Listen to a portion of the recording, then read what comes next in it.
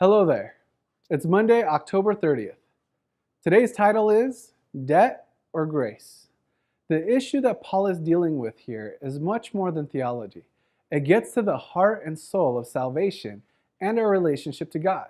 If one believes that he or she must earn acceptance, that he or she must reach a certain standard of holiness before bearing justification and forgiveness, then it makes sense for us to turn inward and to look inside ourselves in what we do.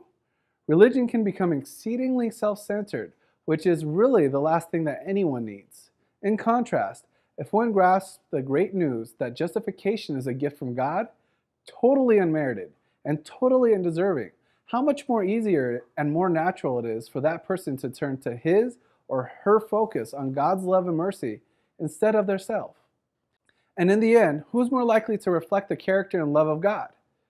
The person who is self-absorbed or the one who is God-absorbed? Ellen G. White says in the Selected Messages book, page 215, the sinner must come in faith to Christ and take hold of his merits, lay his sins upon the sin-bearer, and receive his pardon. It was for this cause that God came into the world.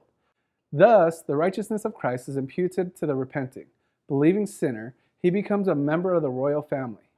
Paul then continues, explaining that salvation by faith is not only for Jews, but the Gentiles as well. Romans 4, chapter 9 through 12.